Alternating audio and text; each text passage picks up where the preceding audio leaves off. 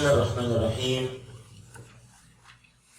Innal hamdalillah nahmaduhu wa nasta'inuhu wa nastaghfiruh wa na'udzu billahi min shururi anfusina wa sayyiati a'malina.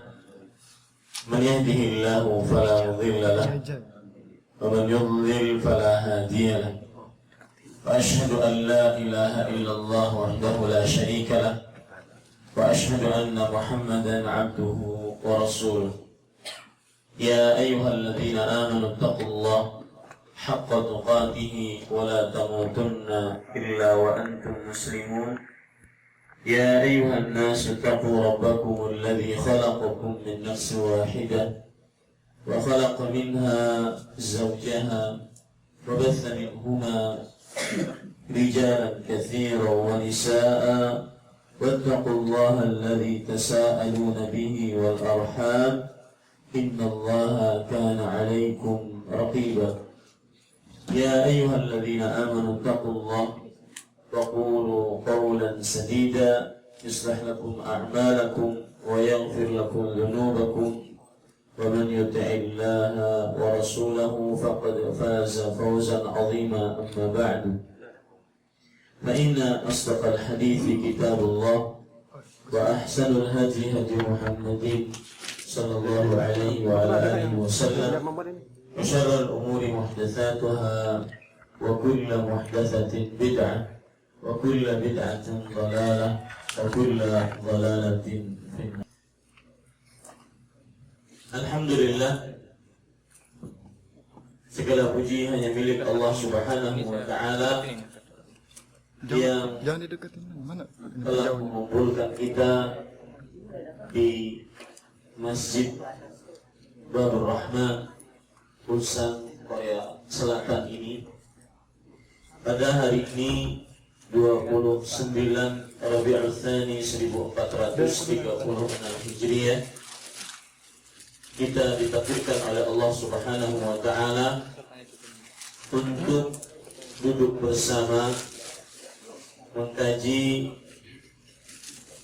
ayat-ayat suci Al-Quran dan hadis Rasul sallallahu alaihi wasallam.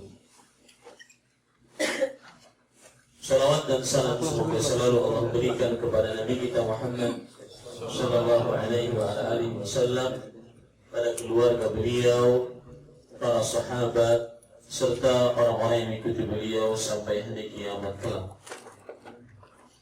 Dengan nama-nama Allah yang husna dan sifat-sifat yang mulia, saya berdoa, Allahumma ighfirli, Allahumma ighfir lana warhamna wa'afina warzuqna. Wahai Allah, ampunilah dosa-dosa kami, rahmatilah kami, dan sehatkanlah badan kami, dan berikanlah rezeki kepada kami. Amin ya rabbal alamin. Para ikhwah, bapak-bapak, saudara-saudari, ada ibu-ibu, saudari-saudari muslimah yang dimuliakan oleh Allah Subhanahu wa Ta'ala, Rasulullah sallallahu alaihi wasallam pernah ditanya oleh seorang sahabat, "Ya Rasulullah, mada aqulu fi du'a?" Wahai Rasul sallallahu alaihi wasallam, apa yang aku baca ketika aku berdoa? Maka beliau menjawab, "Qul Allahumma ighfirli warhamni wa'afini warzuqni." Katakanlah, maksudnya di dalam doamu, ucapkanlah, wahai Allah, ampunilah untukku dosa-dosaku, rahmatilah aku, dan berikanlah kesehatan kepadaku, serta berikanlah rezeki kepadaku. Kemudian Rasulullah SAW bersabda, fa inna haula'i tajma'u laka dunyaka wa akhiratak. Sesungguhnya 4 permintaan tersebut mengumpulkan duniamu dan akhirat. 4 permintaan tadi, mengumpulkan duniamu dan akhirat. Allahumma ighfirli warhamni wa'afini warzuqni. Wahai Allah, ampunilah dosa-dosaku dan rahmatilah aku, dan sehatkanlah badanku dan berikanlah rezeki kepada. Hadis riwayat Imam Muslim. Hadis ini mengandung banyak pelajaran. Yang pertama, Bapak Ibu saudara-saudari yang dimuliakan oleh Allah Subhanahu wa taala, sebelumnya saya katakan ini pertemuan adalah pertemuan pertama dalam kegiatan kajian Islam intensif selama kita berada di USAN ini. Mudah-mudahan kegiatan ini diberkahi oleh Allah Subhanahu wa taala. Amin. Hadis yang tadi yang saya sebutkan sangat bermanfaat sekali dari beberapa sisi. Yang pertama, kejarlah akhiratmu, niscaya dunia akan mengikuti. Siapa yang ingin mendapatkan dunia, maka luangkan waktu untuk akhirat. Pasti dunia akan mengikuti dia. Berdasarkan hadis tadi, lihat permintaan Rasulullah SAW. Di dalam hadis ini, yang paling pertama kali adalah perkara akhirat. Baru setelah itu, perkara dunia akan mengikuti dia. Rasulullah SAW tadi bersabda, Allahumma ighfirli warhamni. Wahai Allah, ampunilah aku dan rahmatilah. Ini permintaan akhirat, agar seseorang diampuni oleh Allah Subhanahu wa taala di akhirat. Dan ujung apabila seseorang diampuni oleh Allah Subhanahu wa taala di akhirat, maka pasti dia masuk ke dalam surga. Makanya di sini rahasia-rahasia banyak sekali di dalam hadis dari Rasul sallallahu alaihi wasallam yang menyebutkan keutamaan sebuah amalan, dan amalan tersebut apabila diamalkan maka akan mendatangkan ampunan Allah Subhanahu wa taala. Seperti misalkan Rasul sallallahu alaihi wasallam bersabda, "Man qala hina yusbih," barang siapa yang berkata ketika tatkala pagi hari, subhanallah wa bihamdi subhanallahil azim 100 kali, huttat khatayahu walau kanat mithla zabadil bahr, maka akan diampuni dosa-dosanya meskipun seperti buih di lautan. Kenapa diberikan pahala atau dijanjikan pahala diampuni dosa? Dalam artian, kalau ada orang bertanya, Ustaz, saya tahu amalan tersebut mendatangkan ampunan dosa. Lalu kata anak muda di zaman sekarang, kalau mendatangkan ampunan dosa, so what? Kenapa? Kenapa kalau mendatangkan ampunan dosa? Maka jawabannya, tidak ada lain orang yang diampuni dosanya kecuali berujung kepada surganya Allah Subhanahu wa taala. Maka ketika tadi Rasulullah SAW berdoa, Allahumma ighfirli, wahai Allah, ampunilah aku. Kenapa minta diampuni dosa?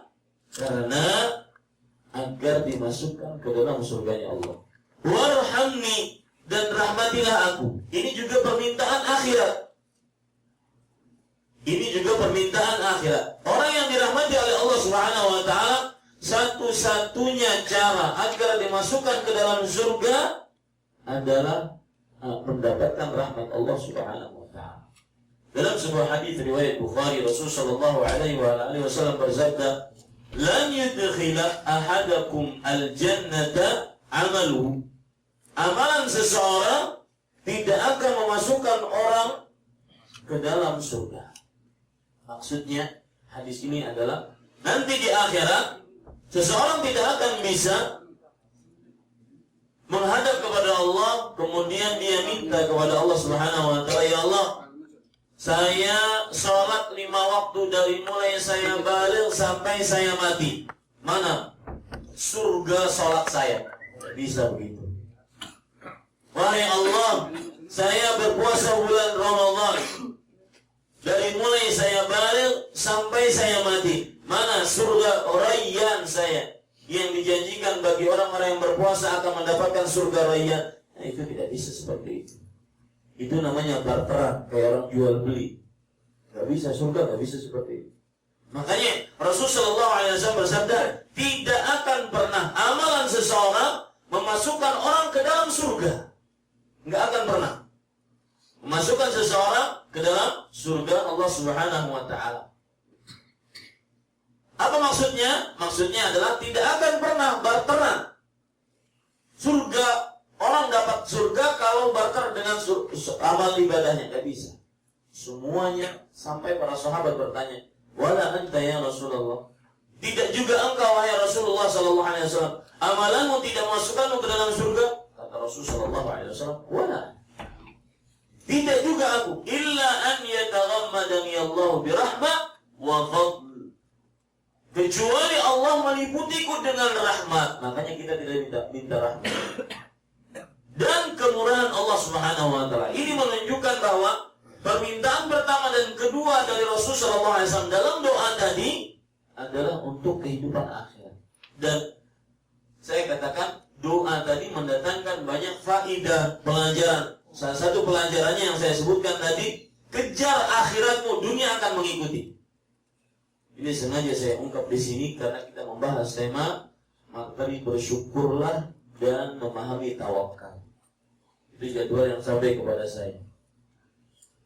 Ya, kenapa kita bahas ini, Bapak Ibu saudara-saudari yang dimuliakan oleh Allah? Perhatikan baik-baik.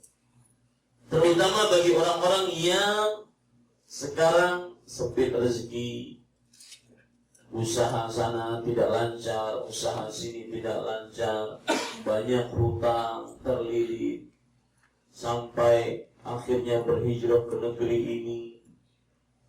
Banyak pekerjaan-pekerjaan yang harus ditunaikan, banyak masalah problem yang berkaitan dengan ekonomi.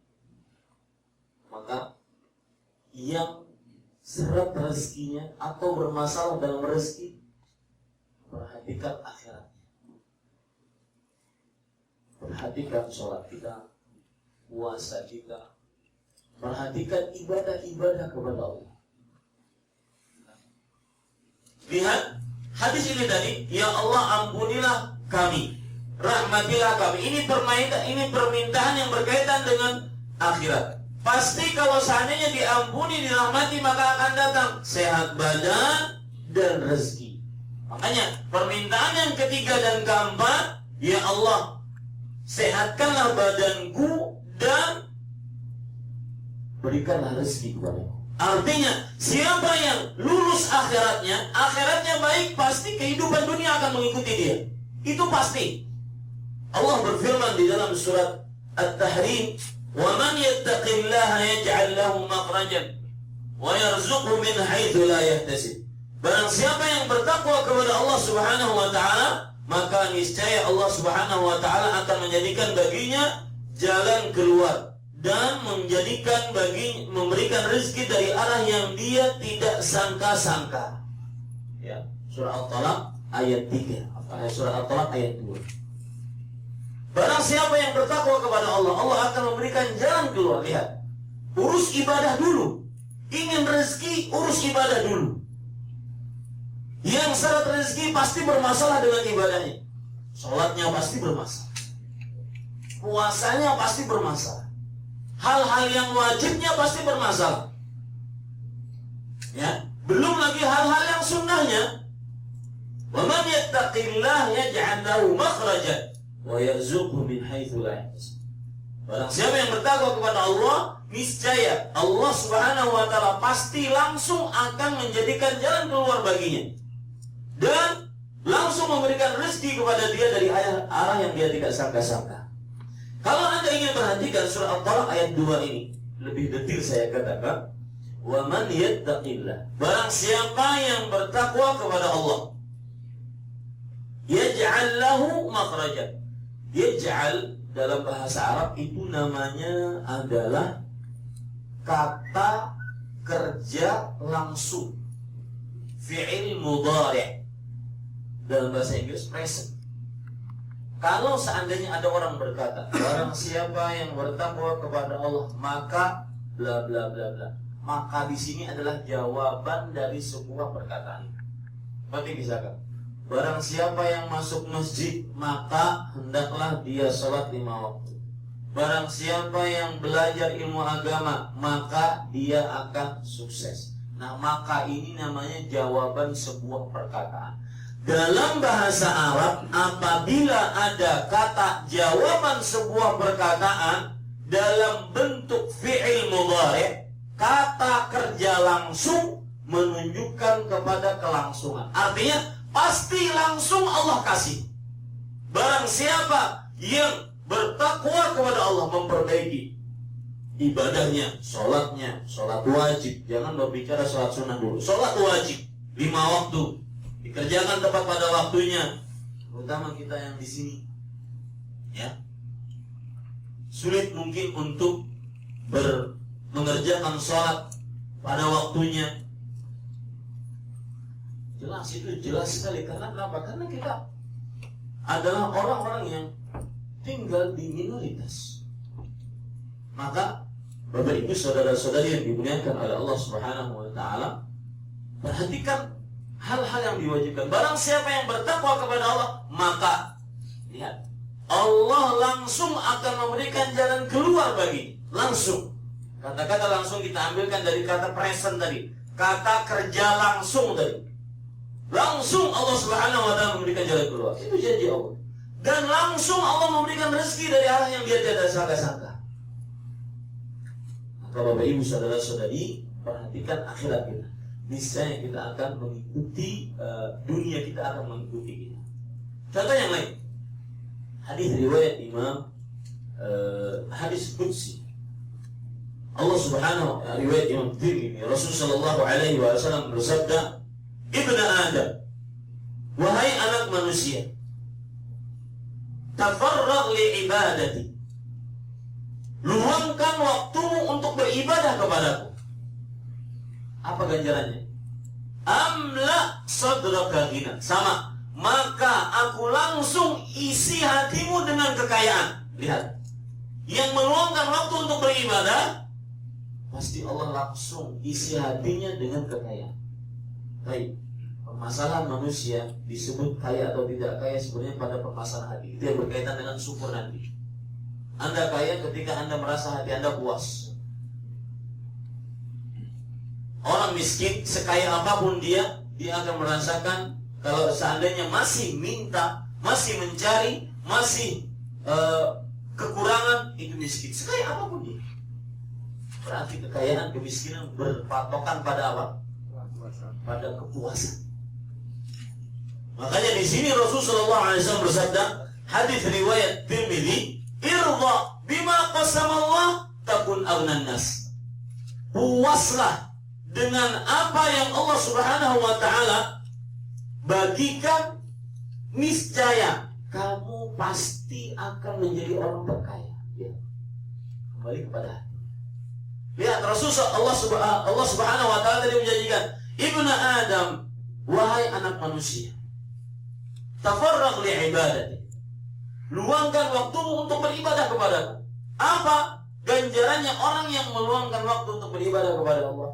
Tatkala kerja, tetap saja dia beribadah, meluangkan waktu. Mungkin lagi sulit-sulitnya, di tengah pekerjaan yang sulit, tetap dia meluangkan waktu. Musim dingin, berwudu menggigil, ya, tetap dia luangkan waktu untuk ibadah. Dan subhanallah Bapak Ibu saudara-saudari, saya biasanya hanya di video yang melihat orang sholat di taman, orang sholat di jalan. Karena di negara minoritas susah mencari masjid. Ternyata hal itu saya dapatkan hari ini. Dan saya benar-benar berharap pahala yang besar dari itu. Para ulama mengatakan, seperti ulama abad ke-8 Hijriah yang bernama Ahmad bin Abdul Halim Al-Harran, yang dikenal dengan Syekhul Islam Ibnu Taimiyah, beliau mengatakan, inna fid dunya la jannah, man lam yadkhulha lam yadkhul jannatal akhirah. Sesungguhnya di dunia benar-benar terdapat surga. Siapa yang belum pernah masuk ke dalam surga dunia, dia tidak akan pernah masuk ke dalam surga akhirat.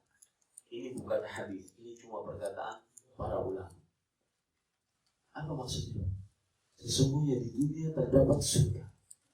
Surga dunia yaitu lezat beribadah tak kalah sepi. Bapak-bapak yang kerja di pabrik sepi. Kemarin saya sebelum ke Korea ini, saya diantar oleh seorang ikhwah, seorang kawan untuk mengurus visa ke Korea.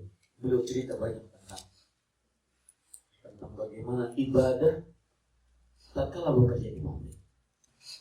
Sulit. Betul sulit kan? Sulit. Tatkala sulit itu, kita masih memperjuangkan ibadah kepada Allah. Itulah surga dunia. Itu surga dunia. Surga dunia dari mana? Kelezatan beribadah ya Allah. Kenapa saya sujud rukuk dalam keadaan susah seperti ini? Tidak ada lain kecuali saya mengakui saya ini hamba Engkau dan Engkau memerintahkan aku untuk sholat, maka saya pun sholat. Walau dalam keadaan bagaimana. Ini surga dunia. Dan surga dunia itu adalah kelezatan yang tiada bahkan bisa mengalahkan mendapatkan berapa waktu orang berani untuk mungkin dipotong gajinya gara-gara ini. Pada saat itulah kita berarti berjuang bukan untuk diri sendiri. Bayangkan Bapak, Ibu, saudara-saudari yang dimuliakan Allah. Bukankah kita di sini semua ada yang belajar, ada yang bekerja? Bukankah mungkin Bapak bekerja? Bukankah untuk mengisi rezeki? Kenapa kita mau meninggalkan keluarga, orang tua, anak, mungkin anak yang masih kecil-kecil kita tinggal itu segera mengisi rezeki. Dan kala kita melakukan perjalanan yang begitu luar biasa, hidup di sini tidak sama seperti hidup di Indonesia, di tengah-tengah kaum muslim. Salah satu sebabnya adalah karena rezeki. Karena kita ingin mengisi rezeki yang halal. Itu kita berani lakukan. Nah, kita tatkala mengerjakan sholat dalam keadaan sempit, puasa dalam keadaan sempit, padahal tidak ada gaji yang kita dapatkan di itu. Paham maksud saya, Pak? Jadi kita datang ke sini bekerja karena ingin dapat gaji, itu wajar. Ada barokah. Saya meluangkan waktu, meluangkan perasaan, mengorbankan ini dan itu karena ingin dapat gaji. Itu sesuatu yang logis. Tapi sekarang saya sholat, saya mengeluarkan waktu untuk sholat, saya mengorbankan gaji saya mengorbankan waktu saya menyulitkan diri saya untuk sholat. Itulah sesuatu. Padahal kita dari sholat tersebut tidak dapat dengan kasat mata kita harta. Kita berharap pahala dari Allah. Itu lezatnya dunia. Itu surga dunia.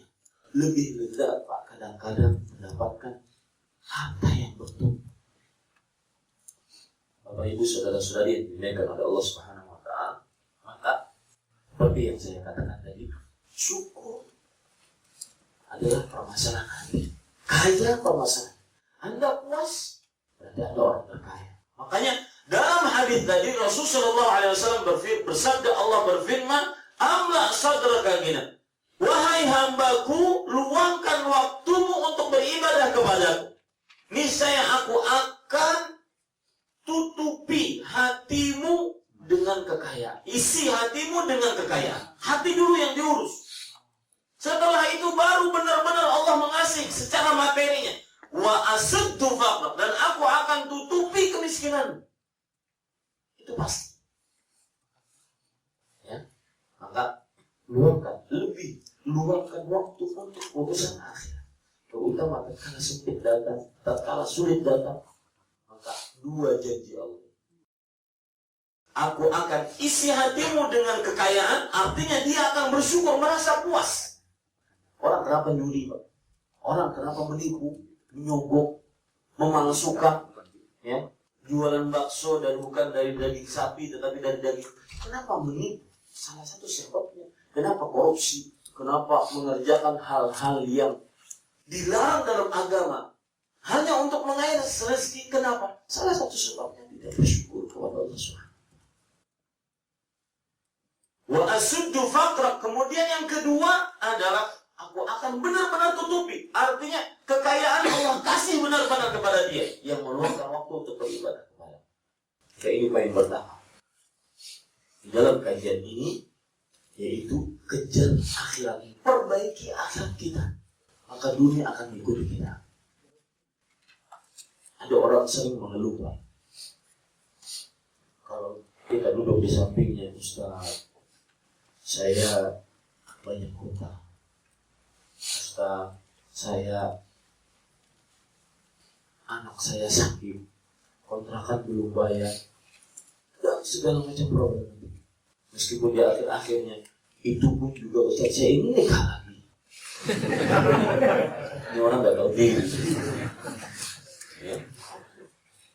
Maka orang-orang seperti itu saya nasihatkan, dan ini nasihat untuk diri saya pribadi.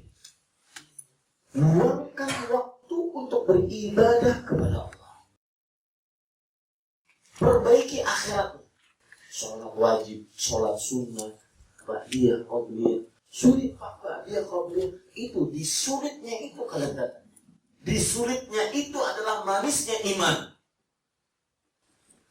Puasa Senin Kamis kita sambil bekerja, puasa wajib Ramadan. Bapak Ibu saudara-saudara yang dimuliakan agama, itu poin. Poin yang kedua, tema yang diajukan ke saya adalah materi tentang bersyukur dan tawakal. Kita masuk kepada poin ini dari yang pertama dulu, yaitu kita harus merubah cara pandang kita tentang bersyukur. Maka mungkin bisa dicatat, bersyukur bukan hanya tatkala dapat harta, atau catatan lain, nikmat Allah bukan hanya uang, bukan hanya harta duniawi, bukan hanya perhiasan, bukan hanya rumah megah, mobil mewah, harta bertumpuk, emas kiloan. Ya. Rubah mindset, cara berpikir kita saat ini. Mulai saat ini harus dirubah. Apa itu cara berpikirnya? Bahwa nikmat Allah bukan hanya sekedar harta. Nikmat Allah bukan hanya sekedar mobil mewah, rumah megah, kemudian harta bertumpuk. Tapi masih banyak nikmat-nikmat Allah yang lain. Sebelum saya masuk kepada penyebutan nikmat-nikmat tersebut, saya ingin bercerita-cerita nyata terjadi pernah di bumi. Ulama seorang yang bernama Abu Kilabah, Abdullah bin Zaid al-Jarmi. Ya, namanya siapa? Abdullah bin Zaid al-Jarmi. Biasa dipanggil dengan Abu Kilabah. Abu itu kalau dalam bahasa Indonesia bapaknya si fulan. Misalkan saya punya anak namanya Abdullah, bapaknya Abdullah, abahnya Abdullah, ayahnya Abdullah, maka disebut dengan Abu Kilabah. Baik. Abdullah bin Zaid al-Jarmi ini adalah seorang tabi'i. Tabi'i artinya adalah seorang yang melihat sahabat Nabi. Beliau muridnya Abdullah bin Abbas radhiyallahu anhu. Abdullah bin Abbas muridnya Rasulullah SAW, sahabat Rasulullah SAW. Abdullah bin Zaid al-Jarmi, beliau lihat keadaan, kemudian bandingkan dengan mungkin kita yang sering mengeluh, bahkan tidak sedikit mungkin sebagian orang menuduh Allah kurang adil, menuduh Allah dengan tuduhan yang keji. Seperti sebagian orang tahu terutama kalau ditimpa penyakit ataupun ditimpa musibah, langsung dia mengatakan ya Allah, seperti ini kalau ujian, kayaknya saya tidak pernah sukses dengan. gajian cuma salam tempel doang. Hari pertama, hari kedua, hari ketiga ngutang. Ya. Dari orok sampai saya sekarang dewasa, keadaan ekonomi terus turun. Kadang-kadang nyungsep, nggak pernah naik-naik. Ya. Sering orang berkata seperti itu dalam perkara dunia. Maka perhatikan baik-baik. Cerita beliau ini keadaan, lihat keadaan. Kedua tangannya buntung, kedua kakinya buntung, matanya rabun, telinganya lemah pendengaran. Kurang apa? Beda dengan kita ya, yang sering mengeluh tentang kehidupan dunia. Kurang apa kurangnya dia? Semua panca indera beliau sudah tidak bisa digunakan. Tangan kaki buntung, mata rabun, telinga lemah mendengar. Beliau tinggal di pesisiran pantai. Itu pun bukan di rumah, di sebuah tenda yang mengurus beliau adalah anak beliau. Karena kaki tangan buntung, maka yang mengurus beliau adalah anak beliau. Kalau lapar disuapi, kalau haus diminumi, kalau ingin sholat diwudhu. Suatu ketika ada namanya Abdullah bin Muhammad, seorang tentara menjaga di perbatasan daerah tersebut. Abdullah bin Muhammad, beliau datang ke tenda, melihat orang ini yang tadi dua tangannya buntung, kakinya buntung, kemudian matanya lemah pendengaran, lemah penglihatan, telinganya lemah pendengaran. Tapi dia masih bisa berdoa dengan doa apa ya? Allahumma auzi'ni an ahmadaka hamdan ukafi'u bi syukra ni'matik. Ya Allah, tunjuki aku untuk memuji. Ya Allah, tunjuki aku untuk memuji. Yang dengan pujian tersebut aku bisa membayar, menandingi kesyukuran atas nikmat-nikmatmu yang telah engkau berikan nikmat kepadaku, dan atas keutamaan yang engkau utamakan atasku dari seluruh makhluk. Lihat perkataan yang sangat luar biasa. Kedua tangan buntung, kedua kaki buntung, mata rabun, lemah pendengaran, masih bisa berkata dengan perkataan seperti ini. Allahumma auzi'ni, ya Allah, tunjuki aku an ahmadaka hamdan, agar aku bisa memujimu, ukafi'u bihi syukra ni'matik, sehingga aku bisa menunaikan rasa syukurku atas nikmat-nikmatmu. Kira-kira apa yang dia bisa syukuri dari itu? Apa yang dia bisa syukuri dari nikmat Allah Subhanahu wa ta'ala? Dalam keadaan seperti itu, cacat semuanya. Kemudian, allati an'amta biha alayya, yang telah engkau berikan kepadaku darimu. Nikmat-nikmat yang telah engkau berikan. Beliau masih mengakui bahwasanya ada nikmat Allah, meskipun dalam keadaan seperti itu. Kemudian, wa faddaltani ala katsirin mimman khalaqta tafdila, dan engkau sungguh telah melebihkan aku di atas kebanyakan makhluk yang telah engkau ciptakan. Apa kira-kira yang Allah lebihkan kepada orang tersebut? Kedua kaki buntung, tangan buntung, lemah pendengaran, rabun mata. Apa yang dimuliakan oleh Allah terhadap orang ini? Maka tentara tadi yang bernama Abdullah bin Muhammad, tentara tadi bertanya, wahai fulan, tahukah engkau apa yang kau ucapkan? Sadarkah engkau apa yang kau ucapkan? Kira-kira nikmat yang Allah engkau dapatkan yang kamu puji itu apa? Kedua tangan buntung, kedua kaki buntung, apa nikmat yang kau dapatkan? Kemudian beliau mengatakan perkataan yang sangat luar biasa. Ya, ini Bapak Ibu saudara-saudari merubah cara berpikir kita. Nikmat Allah bukan hanya sekedar harta. Kita mengucapkan alhamdulillah bukan hanya sekedar harta. Ya, nanti saya akan sebutkan apa nikmat-nikmat yang bisa kita syukuri selain harta. Bapak Ibu saudara-saudari yang dimuliakan oleh Allah Subhanahu wa taala, perhatikan baik-baik. Kemudian orang ini mengatakan, kalau seandainya Allah Subhanahu wa taala turunkan kepadaku halilintar, menyambarku, aku tidak akan pernah berhenti dari mengucapkan doa ini. Bersyukur kepada Engkau, ya Allah. Kalau seandainya gunung menimpaku runtuh, aku tidak akan pernah berhenti daripada bersyukur kepada Engkau.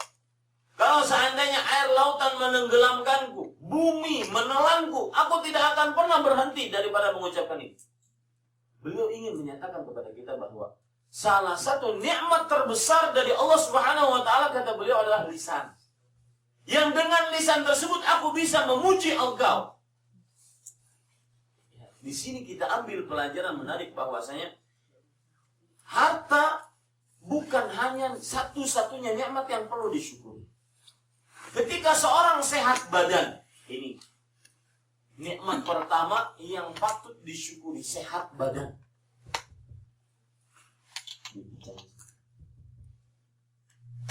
Ya, nikmat pertama sehat badan yang patut disyukuri oleh kita kepada Allah Subhanahu wa taala. Sehat badan. Ini lebih dibandingkan hanya sekedar harta. Ada orang sehat badannya, ada orang banyak hartanya tapi tidak sehat badan. Dia tidak bisa menikmati apa yang diberikan oleh Allah Subhanahu wa taala. Di antara nikmat sehat yang sangat luar biasa adalah, saya ingin nantang Bapak-bapak, apa kira-kira nikmat yang sangat luar biasa? Ya, nah ini dari tadi ini. Ya, apa nikmatnya yang sangat luar biasa yang Allah Subhanahu wa taala berikan dari sisi kesehatan? Misalkan, Pak, ini nikmat bisa mengalahkan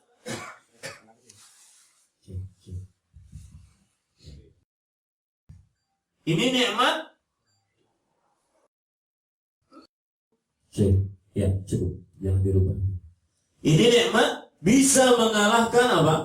Bisa mengalahkan rumah megah, mobil mewah, harta bertumpuk. Nikmat apa kira-kira yang berasal dari sisi kesehatan? Nikmat apa, Pak? Ada yang tahu? Buang hajat, perlengkapan anggota tubuh. Sedikit lagi dari yang perlengkapan anggota tubuh ini. Kalau seandainya saya katakan kepada orang ini, Pak, di depan itu ada rumah megah, itu milik Bapak.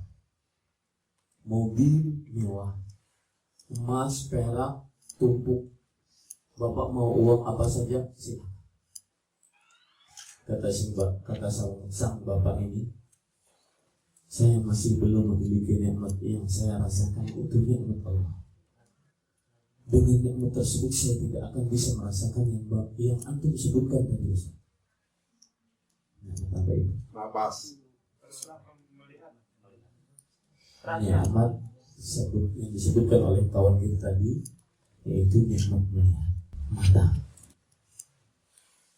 Perhatikan, Pak, kalau ada orang tunanetra lihat di samping saya katakan, Pak, itu hadiah buat Bapak rumah, mobil, harta bertumpuk, emasnya kiloan. Kata beliau, semuanya benar.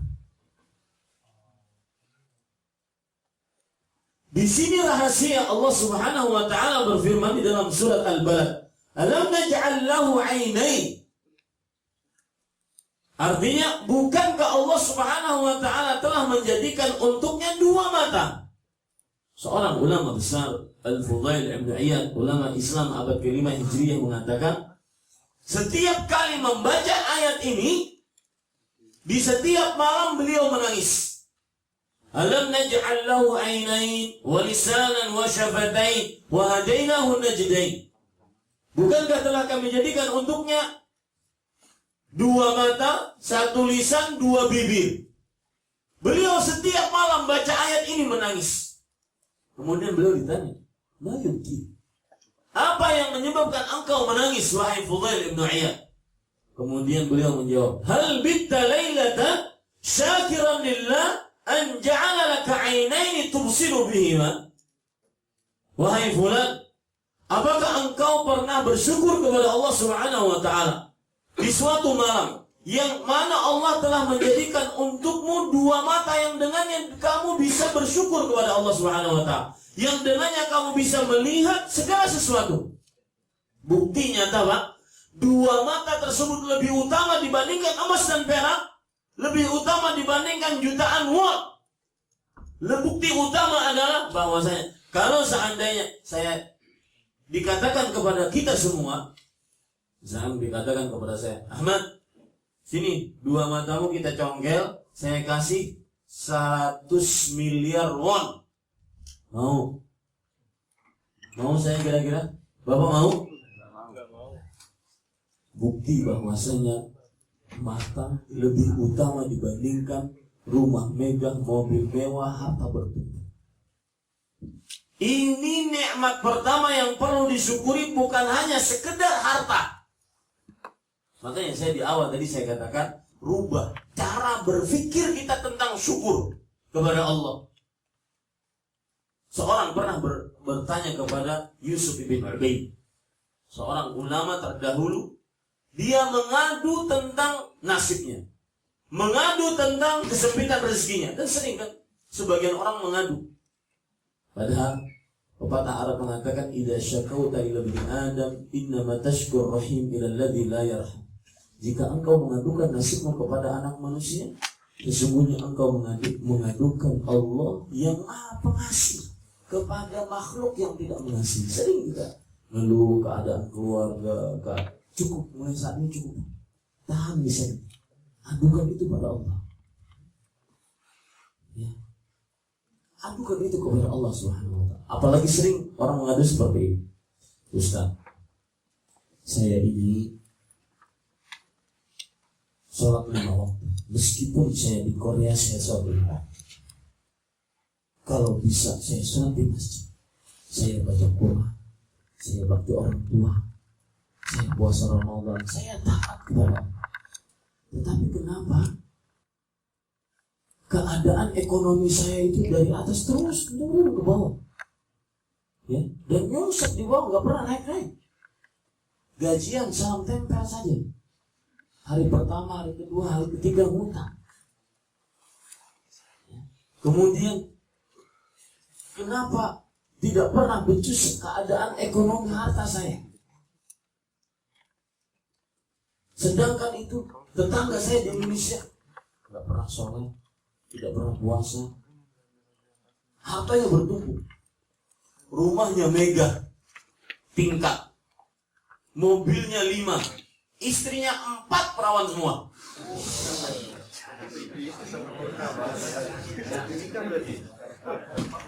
Dia bertanya, kenapa begini Ustaz?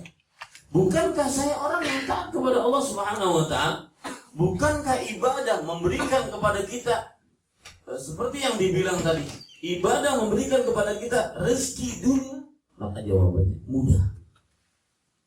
Yang pertama, ya, ini bagi orang-orang yang sering mengeluh perkara dunia, sedangkan dia ingin sekali mendapatkan perkara dunia tersebut.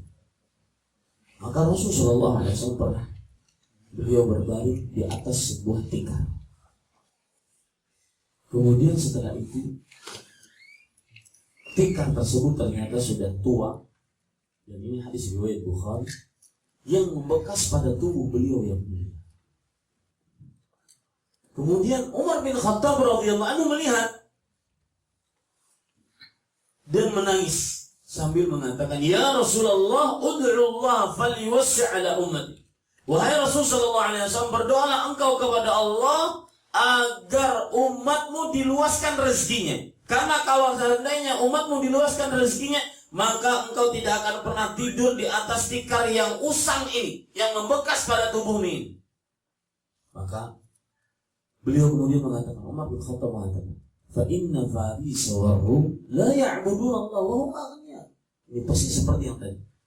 Wahai Rasulullah, orang Nasrani Yahudi itu tidak menyembah Allah, tapi kenapa mereka kaya? Dan saya ingin ucapkan di sini, Bapak Ibu saudara-saudari, kekayaan bukan tanda kemuliaan. Kekayaan bukan tanda kemuliaan. Kalau seandainya kekayaan tanda kemuliaan, niscaya orang-orang kafir itu mulia di sisi Allah. Kalau seandainya kekayaan tanda kemuliaan, niscaya Qarun yang disiksa oleh Allah, dibenamkan ke dalam tanah karena dia dengan kekayaannya, maka niscaya dia adalah orang yang paling mulia. Tetapi ternyata dia disiksa oleh Allah Subhanahu wa taala. Maka Bapak Ibu saudara-saudari, perhatikan baik-baik. Rasulullah SAW kemudian berkata kepada Umar bin Khattab, "Awa fi syakkin anta ya ibn al-Khattab?" Wahai Umar bin Khattab, sahabat beliau, apakah engkau ragu-ragu terhadap agama kita? Kemudian Nabi Muhammad SAW memberikan sebuah kaidah menarik, dan mudah-mudahan ini menjadi pelipur lara bagi orang-orang yang disempitkan rezekinya oleh Allah Subhanahu wa taala. Dan mudah-mudahan ini perkataan membuat kita tambah bersyukur kepada Allah. Kata Rasulullah SAW, ulaika, itu orang-orang yang diluaskan rezekinya oleh Allah di dunia. Orang-orang yang kafir, orang-orang yang tidak beriman kepada Allah tapi malah diluaskan rezekinya di dunia, orang-orang itu ujilat lahum thayyibatum fil hayatid dunya. Mereka lah orang-orang yang disegerakan nikmatnya di dunia saja. Berarti di akhir cuma ada apa? Cuma ada siksa. Ini perkaranya, Pak. Orang tatkala sering mengeluh dengan kekayaan, padahal dia beriman kepada Allah, maka yakini baik-baik, mereka itu disegerakan dunianya, yang mana nanti di akhirat cuma ada siksanya, tidak ada nikmat sama sekali. Maka kita kembali ke cerita tadi. Beliau mengatakan, perhatikan baik-baik, Abu Qilabah yang 2 tangan buntung, kaki buntung, ketika ditanya oleh tentara tadi, nikmat apa yang kamu bisa syukuri? Kok kamu bisa bersyukur seperti itu, mengucapkan Allahumma auzi'ni an ahmadaka hamdan wa kafi'u bihi syukra ni'mat. Ya Allah, tunjuki aku agar bisa memuji Engkau, agar bisa menunaikan rasa syukurku atas nikmat-nikmatmu. Nikmat apa yang Engkau bisa syukuri dalam keadaan seperti itu? Ya, ini sindiran, sungguh-sungguh sindiran bagi kita. Nikmat sehat, kaki tangan sehat, mata sehat, telinga sehat, tapi malah sering kita mengadu, mengeluh atas nikmat Allah Subhanahu wa taala. Maka apa yang terjadi Bapak Ibu saudara-saudari yang dimuliakan oleh Allah? Beliau mengatakan, aku tidak akan pernah berhenti bersyukur. Salah satu nikmat Allah yang terbesar di sini adalah nikmat lisan. Beliau dengan lisan tersebut bisa bersyukur kepada Allah Subhanahu wa taala. Kemudian beliau mengatakan, wahai tentara, mumpung kau datang ke sini, saya ingin minta tolong. Minta tolongnya apa? Anak saya 3 hari yang biasa mengurus saya. Kalau saya lapar, saya dimakani. Kalau saya minum, kalau saya haus diminumi. Kalau saya ingin bersolat diwudhui. Ini sudah 3 hari tidak pulang-pulang ke tenda ini. Dan engkau melihat keadaan saya seperti ini. Maka apa yang terjadi Bapak Ibu saudara-saudara? Tolong carikan anak tersebut. Kira-kira dia nyantol di mana? Anaknya masih kecil, belum umur 10-an tahun. Maka tentara tersebut pun mengatakan, tidak ada orang yang wajib ditolong selain engkau. Saya akan mencari sampai dapat anak tersebut. Dicarilah keluar dari tenda. Tidak jauh dari tenda ternyata ada tumpukan pasir. Di situ ternyata anak si Abu Qilabah, anak yang cacat tadi, meninggal. Hingga hanya tulang-tulangnya saja. Kenapa? Karena rupanya diterkam oleh binatang buas. Ujian yang bertumpuk-tumpuk. Sering Pak manusia mendapatkan seperti itu. Jalan depan tidak dapat, jalan belakang tidak dapat, jalan kanan kiri tidak dapat. Sering manusia diuji oleh Allah dengan seperti itu. Tapi yakinlah, ini pelituh lara yang kedua. Kapan kita dapat ujian? Ujian harta, ujian penyakit, ujian keluarga, Misalkan kita bekerja di Korea, ternyata istri kita nyeleweng, padahal kita sudah semangat. Di sana ternyata dia enak dengan laki-laki lain. Ujian yang sangat luar biasa. Kadang-kadang seperti itu manusia diuji oleh Allah. Salah satu fungsinya apa? Salah satu fungsinya adalah ingin mengangkatkan derajat di sisi Allah Subhanahu wa Ta'ala. Ada penemuan menarik, Pak. Misalkan gini, lihat handphone. Allah takdirkan hamba itu sampai derajatnya di surga di sini. Tapi ternyata lihat dari amalnya cuma sampai sini. Dengan apa nanti di akhirat Allah menaikkan hamba tersebut ke atas? Dengan apa? Dengan ujian. Itu fungsi ujian. Maka kemudian orang ini lihat, Bapak Ibu saudara-saudari, sudah keadaannya seperti itu, anaknya yang satu-satunya yang mengurus dia meninggal dunia dengan cara mengenaskan. Tentara tadi ingin memberitahukan kepada si fulan ini pun masih bingung. Hati yang mana yang sanggup memberitahukan kepada si fulan, kepada Abdullah bin Zaid al-Jarmi yang cacat tadi? Maka dia punya cara. Kata tentara ini kepada yang cacat tadi, kepada Abu Qilab namanya.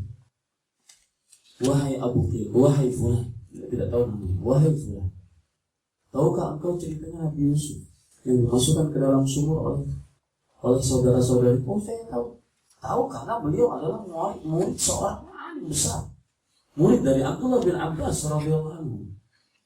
Kemudian, tahukah engkau ceritanya Nabi Ayub, Nabi Zakaria yang diuji-uji oleh Allah Subhanahu wa Ta'ala? Kemudian orang tersebut mengatakan, semuanya tahu. Sekarang terus terang saja, apa yang engkau ingin sampaikan kepadaku? Mana anakku? Maka kata tentara tersebut, anakmu tidak jauh dari sini meninggal dan tidak tersisa kecuali tulang belulang. Maka binatang buas. Apa yang dikatakan oleh orang ini? Ya, apakah dia putus asa? Tidak. Dia mengatakan, Alhamdulillah, segala puji hanya milik Allah. Dalam keadaan musibah masih bisa bersyukur kepada Allah.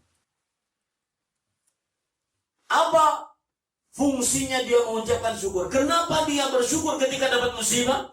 Alladzi lam yakhluq min dzurriyyati khalqan ya'si fayu'adzibuhu bin-nar.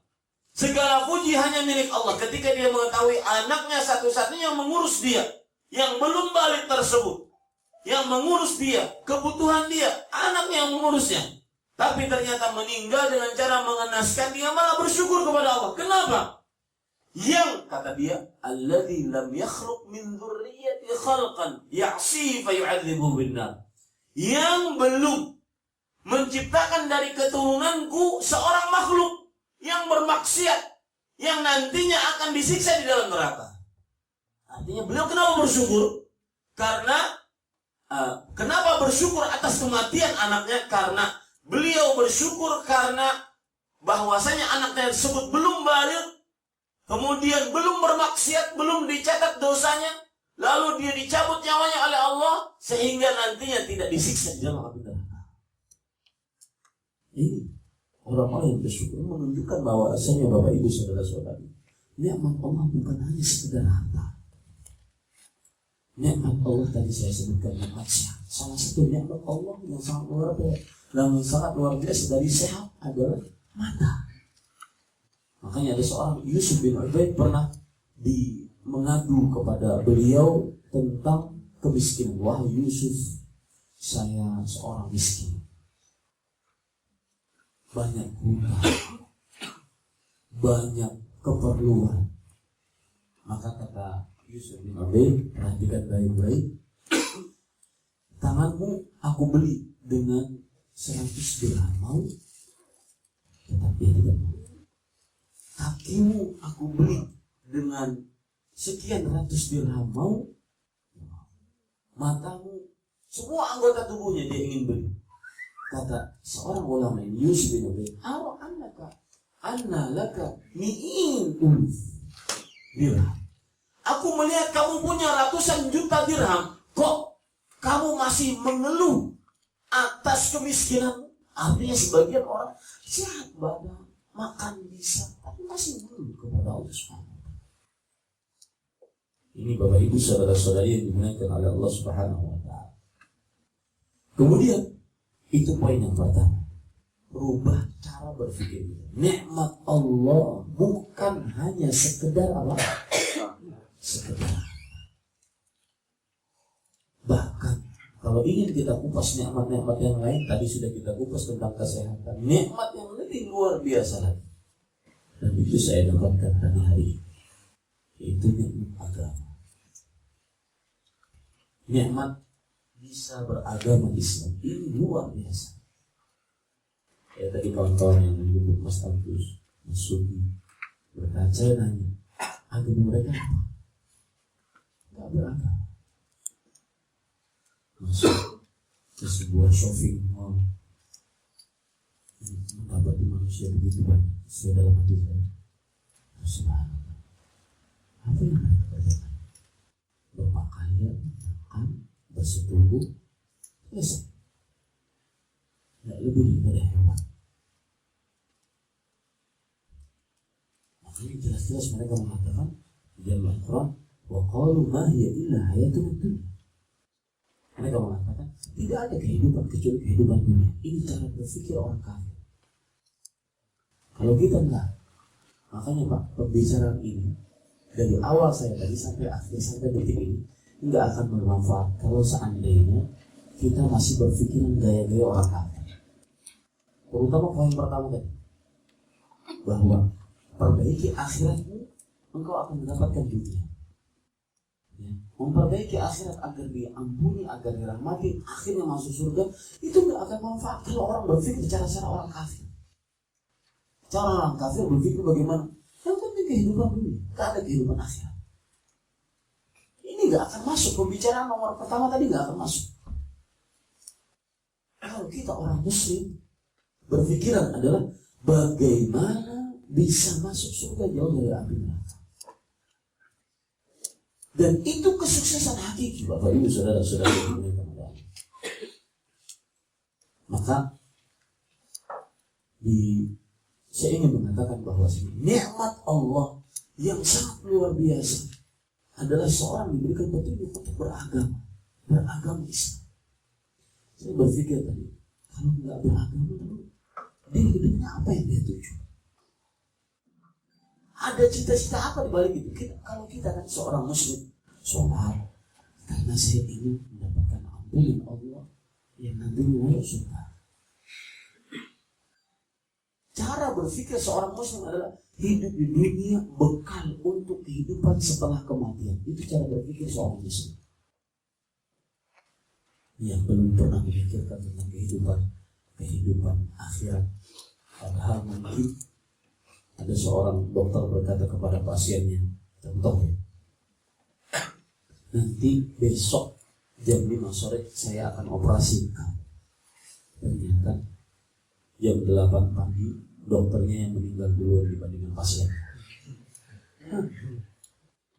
Ya kan? Mungkin. Sangat mungkin sekali. Maka Bapak Ibu saudara-saudari yang dimuliakan oleh Allah Subhanahu wa Ta'ala, perhatikan baik-baik. Cara berpikir seorang Muslim adalah kehidupan dunia bekal untuk kehidupan setelah kematian. Maka ketika kita berbicara tentang masalah nikmat Allah, salah satunya yang terbesar adalah agama, maka baru itu akan mengenal. Dan benar-benar murni itu nikmat Allah. Agama, petunjuk beragama Islam itu nikmat Allah. Benar-benar murni dari Allah. Coba bayangkan. Ada orang, kalau kita ambil contoh terdahulu, ada istri Nabi. Istri Nabi Nuh, istri Nabi Lut, kafir. Disebutkan dalam surat Tahrim ayat 11 sampai 12. Wa daraballahu mathalan lil ladzina kafaru imra'ata Nuh wa imra'ata Lut. كانتا تحت عبدين من عبادنا صالحين فخانتهما فلم يغني عنهما. Artinya Allah membuat perumpamaan untuk orang-orang kafir. Siapa? Istri Nabi Nuh dan istri Nabi Lut. Istri Nabi Kedua-duanya itu di bawah kekuasaan, di bawah pengawasan dua hamba kami yang saleh, yaitu Nabi Nuh dan Nabi Lut. Tapi meskipun suaminya Nabi, apakah istrinya menjadi orang saleh beriman? Kebalikannya, istri Fir'aun, istri pengaku Tuhan. Istri pengaku Tuhan. Beriman kepada Allah, menunjukkan bahwasanya petunjuk beragama itu adalah salah satu nikmat Allah yang terbesar. Kalau kita di kampung di Indonesia, ada masjid, di samping masjid ada rumah. Tetangga masjid nggak sholat ke masjid. Sedangkan orang yang jauh dari masjid mau sholat di masjid. Itu apa namanya? Petunjuk dari Allah. Saya berikan contoh yang lain. Ada anak kiai murtad. Ada nggak? Ada anak orang umum, tidak kiai, tidak apa-apa, menjadi alim besar. Itu apa itu? Petunjuk dari Allah Subhanahu wa ta'ala. Itu petunjuk dari Allah Subhanahu wa ta'ala untuk beragama. Maka tatkala kita lihat di luar sana, orang-orang mungkin di luar sana rezeki, pakaian wah, kecantikan oke, kemudian bagus rupa. Tetapi ada nikmat yang lebih luar biasa, yaitu apa? Petunjuk beragama. Kalau seandainya bukan karena agama, niscaya kita akan seperti hewan, persis seperti hewan.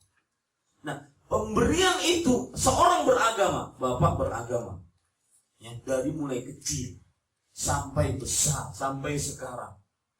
Bapak, ibu kita muslimah, kakek, nenek kita muslimah. Itu kita pernah pesan sama Allah? Pernah kita bayar sama Allah menjadi seorang muslim? Ya. Menunjukkan itu murni pemberian Allah Subhanahu wa ta'ala. Makanya Bapak Ibu saudara-saudari, salah satu nikmat Allah yang terbesar di antaranya seorang beragama Islam. Maka ini lebih patut disyukuri dibandingkan hanya sekedar dapat harta, dapat nikmat, dapat mobil mewah, mobil rumah megah. Ya, itu poin yang pertama dalam perihal bersyukur. Rubah tata cara bersyukur kita. Bahwa bersyukur bukan hanya sekedar untuk harta saja. Bersyukur salah satu nikmat yang Allah Subhanahu wa ta'ala berikan kepada kita, sehat, kemudian agama. Perhatikan baik-baik Bapak Ibu saudara-saudari yang dimuliakan oleh Allah Subhanahu wa ta'ala. Kemudian kita ingin membahas tentang bersyukur, yaitu apa keutamaan bersyukur kepada Allah Subhanahu wa ta'ala. Keutamaan bersyukur kepada Allah Subhanahu wa ta'ala. Yang pertama, membuat orang menjadi paling kaya sedunia. Orang yang bersyukur adalah orang yang paling kaya sedunia. Dari sisi mana? Karena dia merasa puas dengan pemberian Allah Subhanahu wa ta'ala. Dia merasa puas dengan pemberian Allah Subhanahu wa ta'ala. Orang miskin, apalagi miskinnya dipenuhi dengan hasad. Contoh, ada keluarga A, ada keluarga B. Keluarga A hasad kepada keluarga B. Sang istri A hasad kepada sang istri B. Sang istri A berkata kepada suami, "Mas, itu keluarga si B, suami dan istrinya, ya, tabungannya lebih banyak daripada kita. Mobilnya setiap 4 bulan ganti." Ya.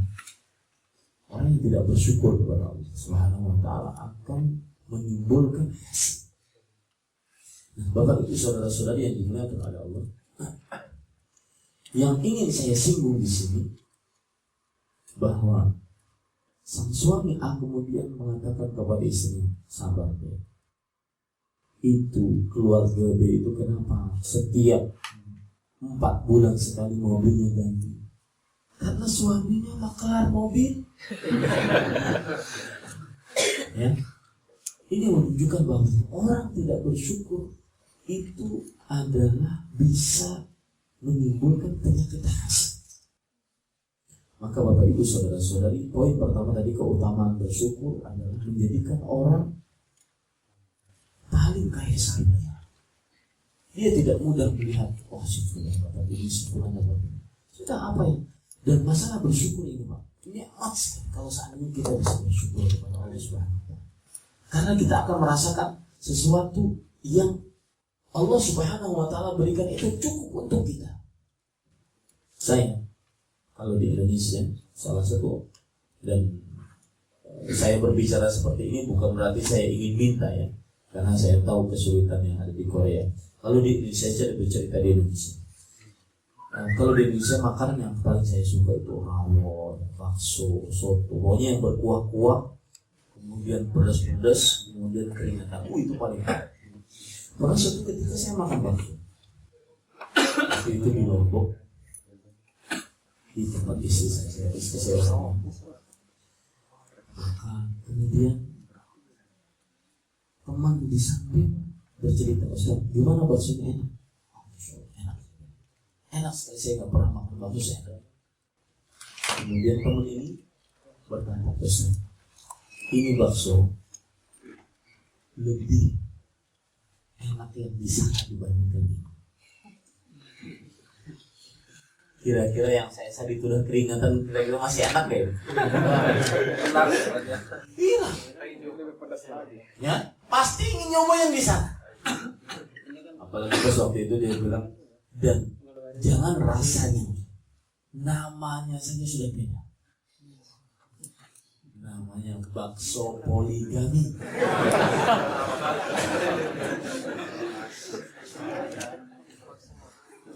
Bapak Ibu saudara-saudari yang dimuliakan oleh Allah, lihat, perhatikan baik-baik.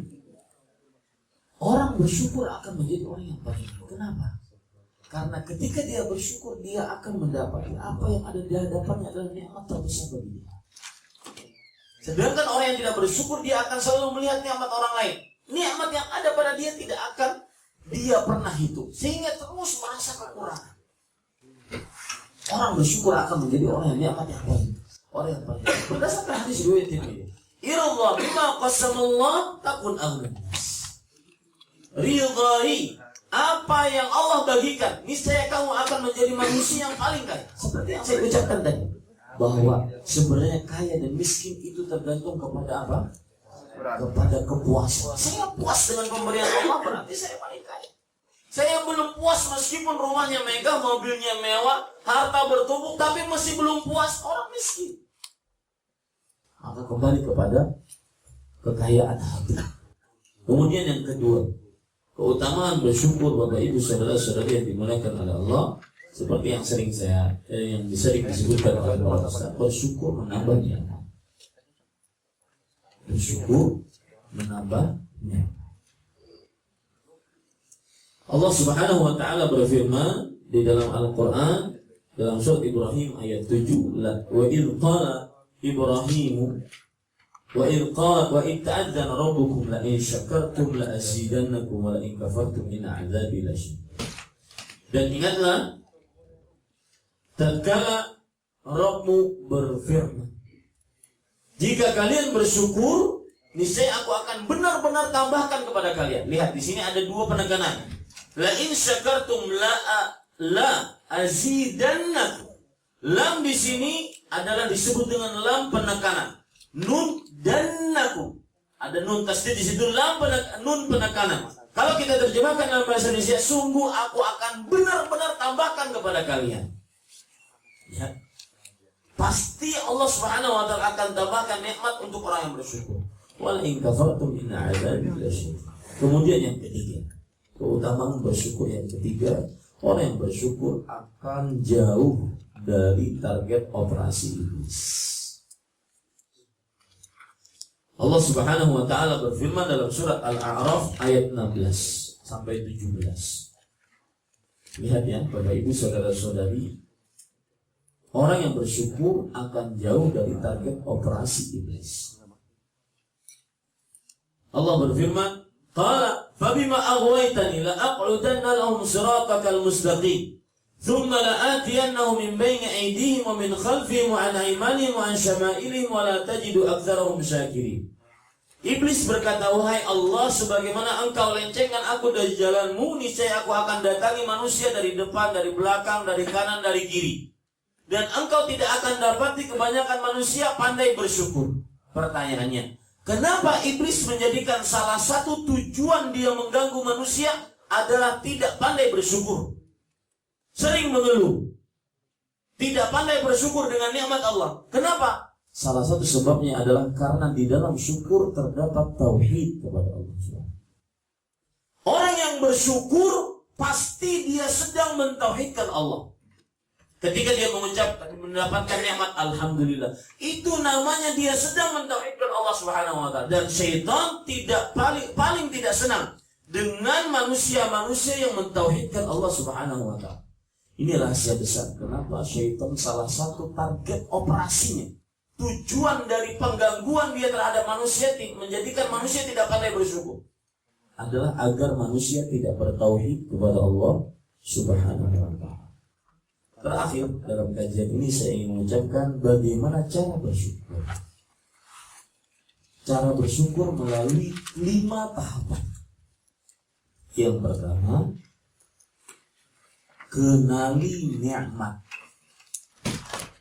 Cara bersyukur. Anda ingin benar-benar bersyukur kepada Allah, kenali nikmat. Yang kedua, kenali si pemberi nikmat. Saya beri contoh, saya punya tangan. Oh, ini nikmat. Dengan tangan saya bisa mengambil, dengan tangan saya bisa bersalaman, dengan tangan saya bisa menyentuh. Saya punya mata, dengan mata saya bisa melihat dan semisal. Kemudian kenali pemberi nikmat. Oh, siapa pemberi nikmat? Allah. Siapa pemberi nikmat? Mata Allah.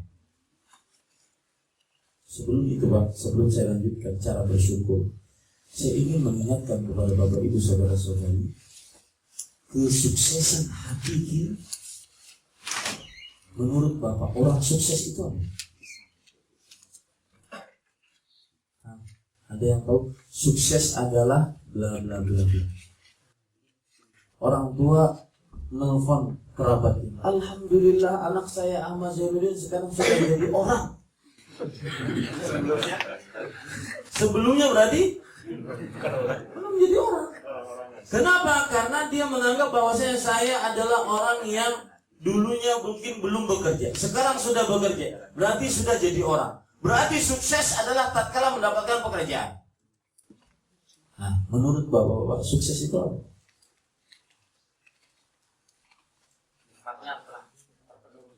Nikmatnya telah terpenuhi. Bagian tangan sudah tengah. Sukses adalah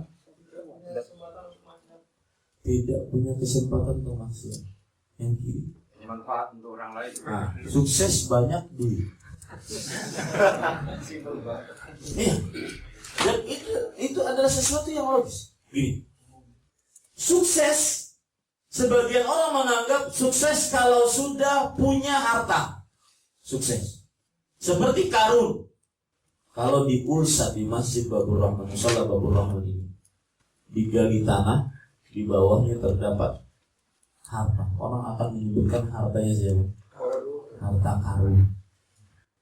Karun itu seorang nama, sebuah nama yang dimiliki oleh seorang manusia. Kenapa disebut harta Karun? Padahal apakah Karun pernah datang ke Ulsa? Ya? Iron, Pak. Nggak pernah datang ke Ulsa.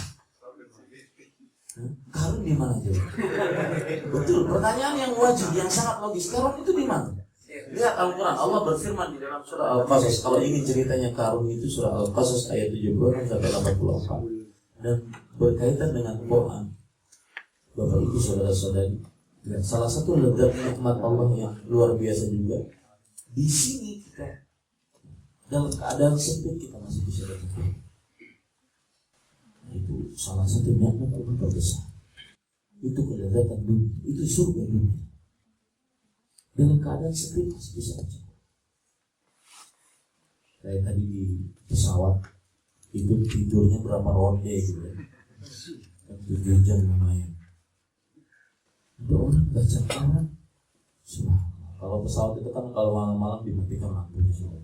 Baca Quran sampai lampu pakai lampu sorot di atas.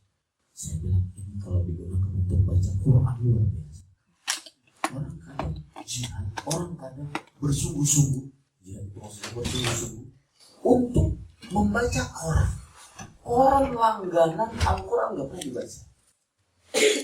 Nah, kembali kita ke permasalahan Qarun.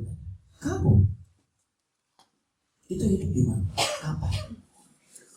Hidupnya di zaman Nabi Musa. Allah berfirman, Inna Qaruna kana min qaumi Musa.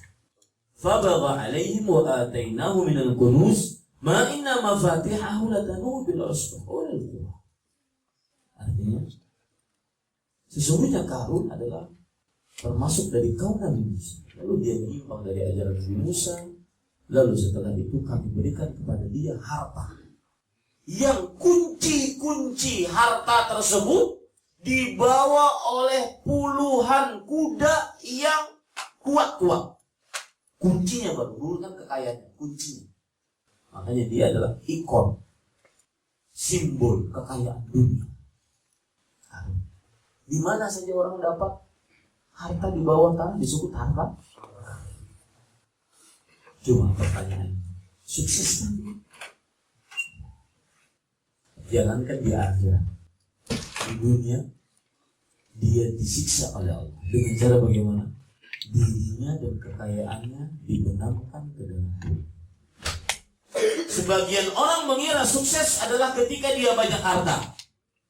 Dan ini juga saya ingin di majelis ini setelah ini kita rubah pemikiran. Kapan kita bertemu dengan seseorang? Bukan kita dari ujung rambut sampai ujung kaki, rumah, mega, mobil mewah. Sukses adalah nanti saya kasih. Sebagian orang sukses mengatakan bahwasanya semua nikmat terpenuhi. Hampir sama sebenarnya dengan harta. Semua nikmat terpenuhi itu berarti sukses. Saya ingin apa saja, saya dapat. Saya ingin kemana saja, saya bisa. Itu sukses. Maka tidak demikian. Sebagian orang mengira sukses itu adalah ketika dia seperti Fir'aun. Fir'aun, kenapa sebagian orang mengatakan dia sukses? Karena dia mendapatkan tahta.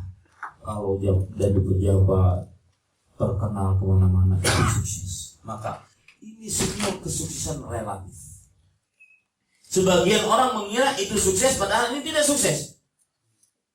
Maka suksesan hakiki, saya katakan, dan tidak ada perbedaan pendapat di antara kita atas ini. Allah berfirman dalam surah Ali Imran ayat 135, Kullu nafsin dha'iqatul maut wa innama tuwaffawna ujurakum yawmal qiyamah faman zuhziha 'anil nar wa udkhilal jannah faqad faz. Setiap orang akan merasakan kematian. Barang siapa dijauhkan dari neraka dimasukkan surga. Ini sukses, Pak. Dialah orang yang sukses. Sekaya apapun kalau masuk neraka sukses.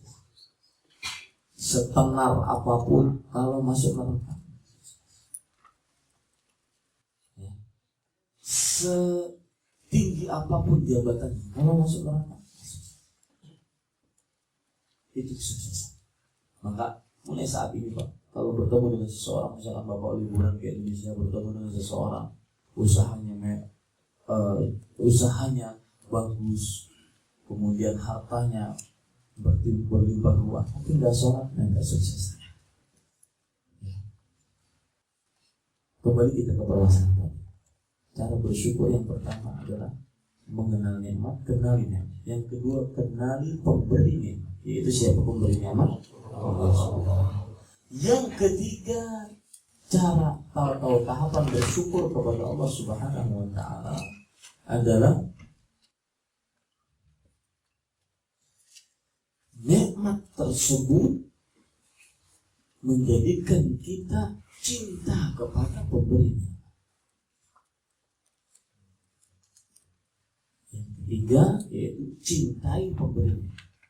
Ketika kita mengenal, misalkan ini, saya diberikan teh, yang membuat teh, saya akhirnya ini ada nikmat teh, kemudian memberikan teh, saya kenali orang, kemudian saya suka kepada orang tersebut. Kenapa? Karena dia memberikan nikmat kepada kita.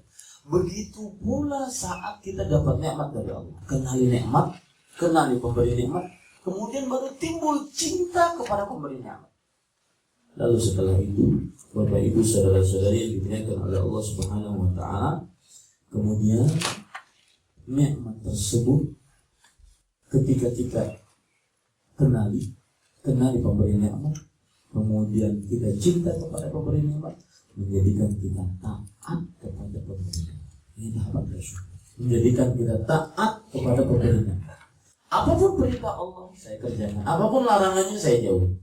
Yang kelima, yang terakhir, nikmat-nikmat tersebut tidak digunakan kecuali di jalan Allah Subhanahu wa taala.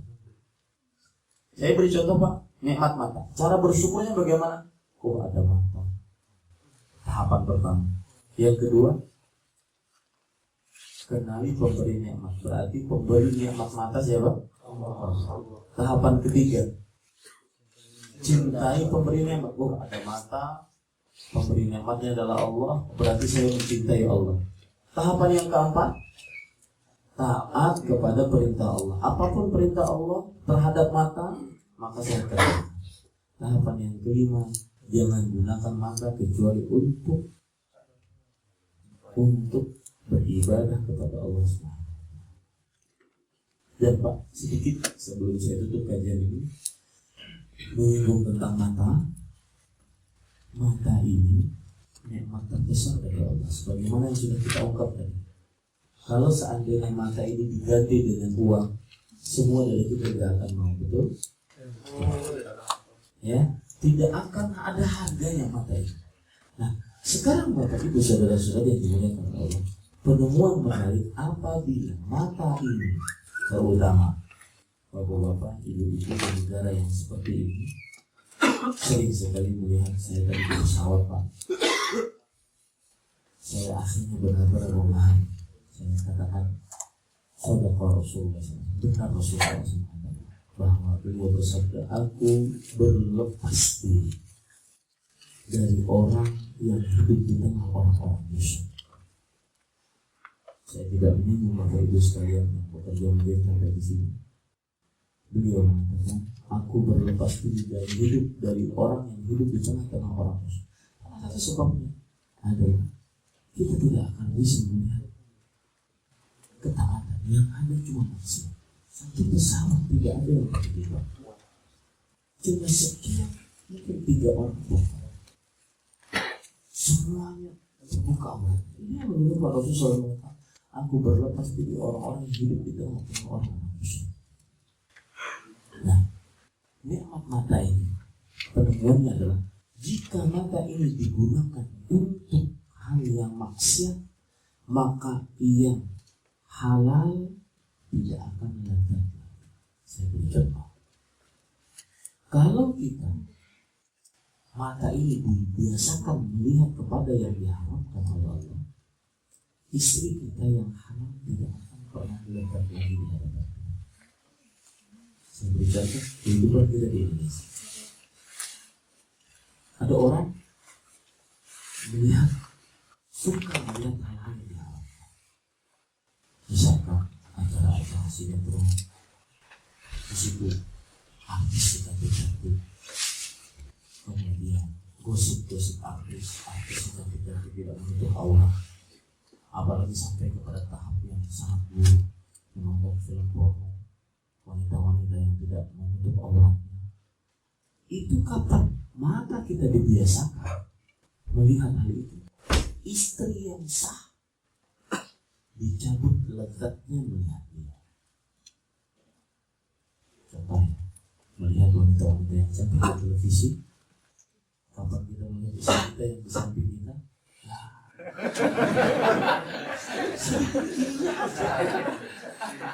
itu sudah tabiat manusia yang mengambil, yang meletakkan nikmat Allah di jalan haram yang halal dan jadi tidak nikmat.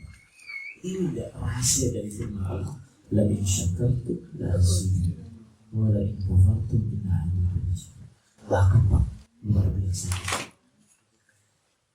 Sebagian orang, ini penyakit. Saya pernah bekerja di Islamic Center dalam Arab Saudi, saya sering berhadapan dengan para pekerja. Penyakit para pekerja yang jauh dari keluarga adalah wanita. Istri di Indonesia di sini pun punya wanita simpanan lain. Wanita itu bukan istri, kalau istri masih mending, istri yang sah. Ini kadang-kadang kita dengan istri kita tidak bisa semesra dengan wanita simpanan. Kadang sebagian kalau meng-SMS istrinya, Bu, panggilannya pun kadang-kadang seasalnya. Dari dulu, Boe, panggil istri Boe. Nggak pernah, sayangku, cintaku, manisku ini. Tapi giliran sama orang yang haram, itu nikmat luar biasa. Sayangku, ini kalau manggil istri, mau dikirim berapa? Selesai. SMS-nya cuma sedikit, kemudian ketus. Tapi kalau dengan wanita yang haram, itu bisa berisi-isi. Betul apa betul? Betul. Sepakat ya.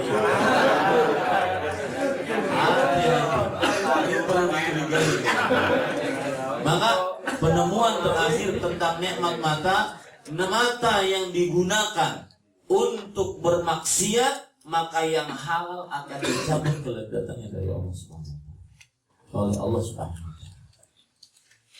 Ya, pulang ke Indonesia bukannya senang bertemu dengan anak istri, tapi hatinya sudah berjatuh. Wah, enakan yang biasa yang di Korea itu. Akhirnya nggak pulang-pulang 2 tahun 3 tahun. Ya.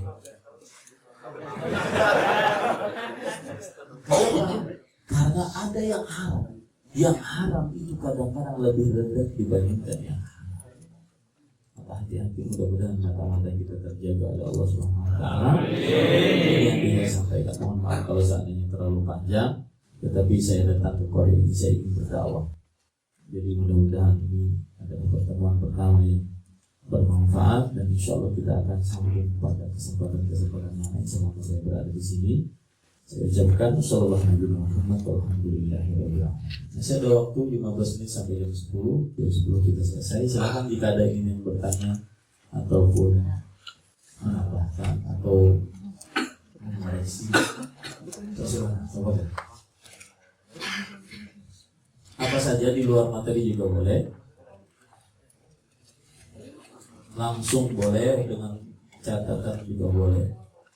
Bagaimana mengatasi ketakutan akan kekurangan dalam perkara urusan harta dan meningkatkan keyakinan dengan janji Allah? Jazakallahu khairan. Ini bagus pertanyaan. Ya. Bagaimana, perhatikan pertanyaannya ini bagus. Bagaimana mengatasi ketakutan akan kekurangan dalam perkara urusan harta?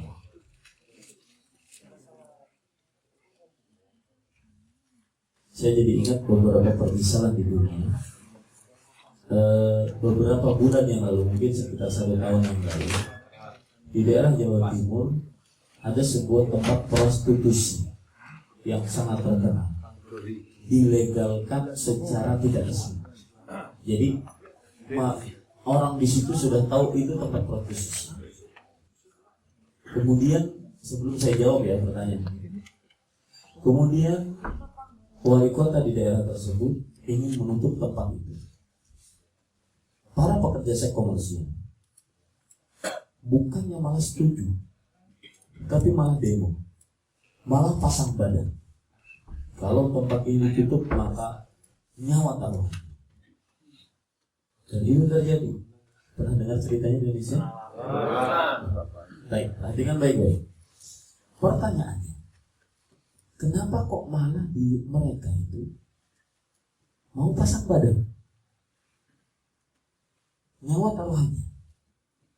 Padahal yang mereka perjuangkan adalah maksiat, zina.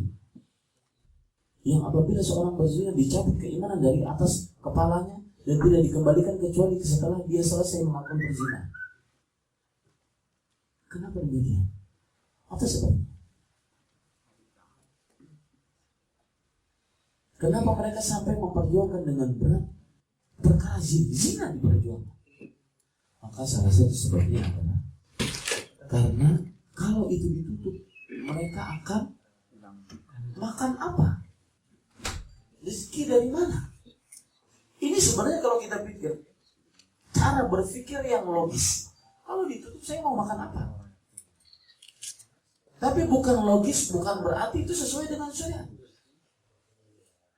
Tapi kan baik-baik. Contoh yang lain. Saya pernah punya kajian, ini mohon maaf yang masih suka musik, sedikit mengingat saja.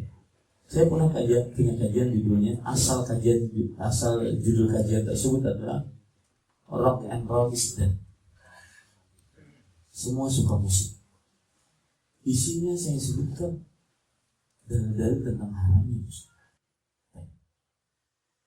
Sebagian orang waktu itu kita menghadirkan beberapa artis yang dulunya pemusik kemudian bertobat kepada Allah, kepada mereka. Yang menyebabkan Anda waktu itu bermusik apa? Ustaz, jujur saja. Yang menyebabkan saya waktu itu bermusik musik hidup saya. Saya dapat uang karena itu. Seperti Bapak bekerja di sini karena ini dapat uang. Maka saya bermusik karena saya dapat uang. Ketika Anda menasihati saya untuk meninggalkan itu, maka besok saya makan apa? Jadi sesuatu yang wajar, bukan wajar, sesuatu yang logis. Seseorang ketika dinasihati untuk meninggalkan maksiat, kemudian dia tidak mau, salah satu penyebabnya adalah karena di situ dia ngambil harta hidupnya di situ. Nah, yang ingin saya sampaikan ketika ditanya, Ustaz, apa kiat mengatasi ketakutan akan kekurangan dalam perkara urusan hati? Nah, sebelum saya jawab sekali lagi contoh yang ketiga. Contoh ini insya Allah akan menjawab pertanyaan. Contoh, kita bekerja di Korea, pulang liburan, membawa mungkin hasil yang banyak, alhamdulillah. Kemudian Bapak Ibu saudara-saudara, ada keluarga kita datang ke rumah kita meminjam uang. Kita bawa mungkin puluhan juta. Dia minjem uang kepada kerabat. Yang pertama kerabat. Yang datang itu kerabat, bukan orang lain. Yang kedua, dia pun minjem sedikit dari uang kita, bukan semua. Yang ketiga, itu pun minjem, bukan ngambil. Minjem artinya akan dikembalikan. Yang keempat, itu pun dia datang dalam keadaan yang kadang-kadang sempit. Kapan dia tidak perlu, dia tidak akan pernah datang. Misalkan duit kita 20 juta, diminjem orang 2 juta, sisa masih 18 juta. Maaf saya contohkan dengan detil agar masuk dalam hati kita. Ketika datang orang minjem tersebut, diutarakan semua keinginannya. Ingat, itu kerabatnya. Kemudian itu minjem, enggak ngambil. Itu pun dipinjam sedikit dari hartanya. Mungkin sekian berapa persen dari hartanya yang 20 juta tadi. Mungkin yang keempat, itu pun dia datang karena perlu. Kalau nggak perlu dia nggak minjem. Yang dipinjami ini apa?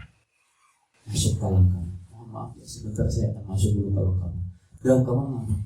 Diskusi dengan istri. Ayo, dikasih pinjam kan? Kalau misalnya dipinjami nanti dia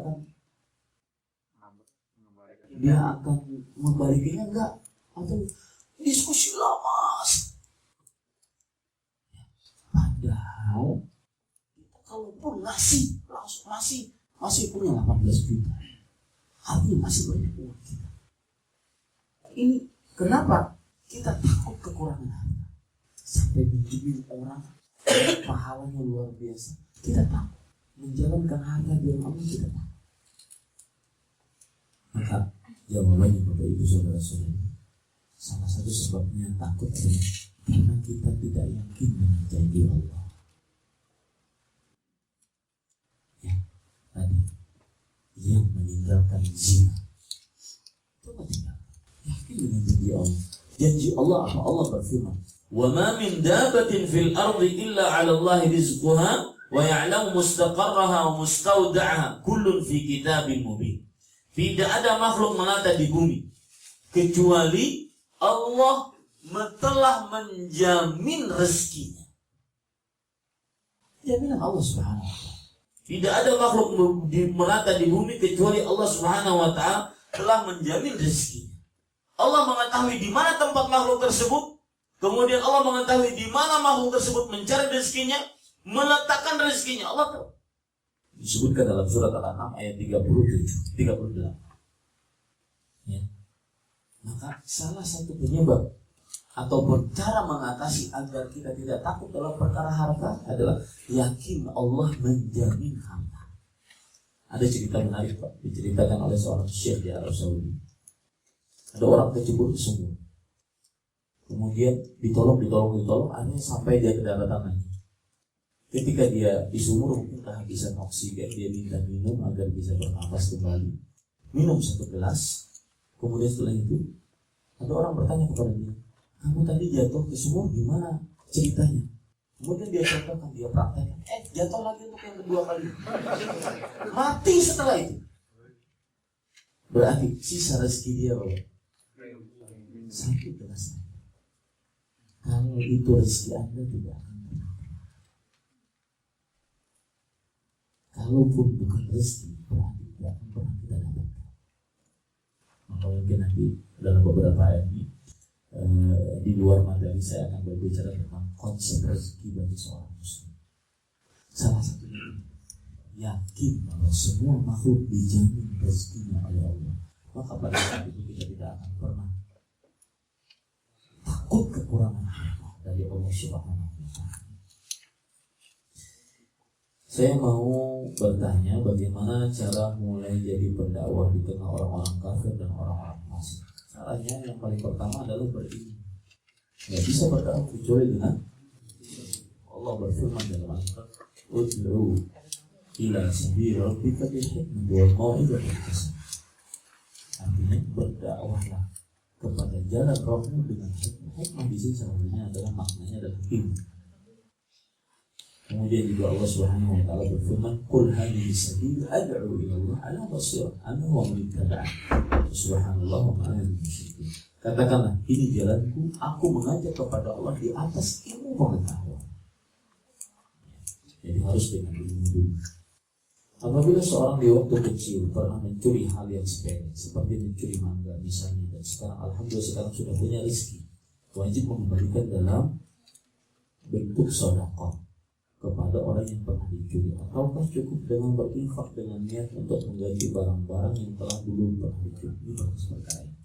Saya punya buku judulnya di Indonesia ini, judulnya Terhina Karena Hutang. Sebagian orang-orang yang sudah mengenal agama Islam kadang-kadang meremehkan hutang. Mungkin kemana-mana pakai peci, kemana-mana jenggotan, kemana-mana baju koko, ya.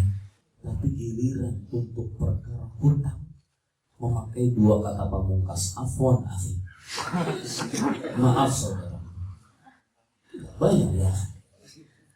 Itu hutang itu nanti kalau tidak dibayar sebagai menghapus pahala. Orang bangkrut gara-gara hutang. Maka dan saya nasihatkan jangan mudah-mudah untuk berhutang. Nah, termasuk dalam perkara hutang adalah mengambil harta orang lain tanpa kebenaran.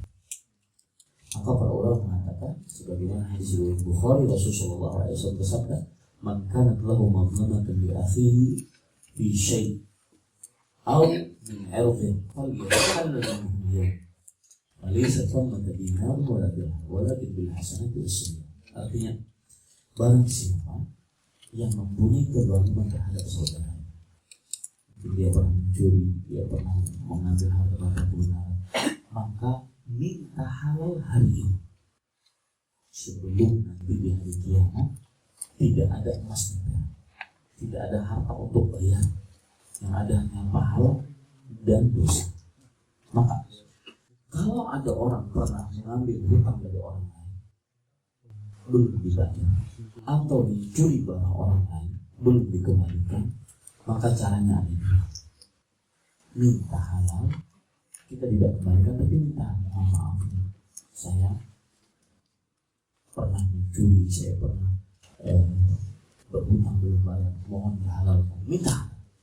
Atau yang kedua, bayar. Yang kedua, bayar. Bayar, ya, bayar.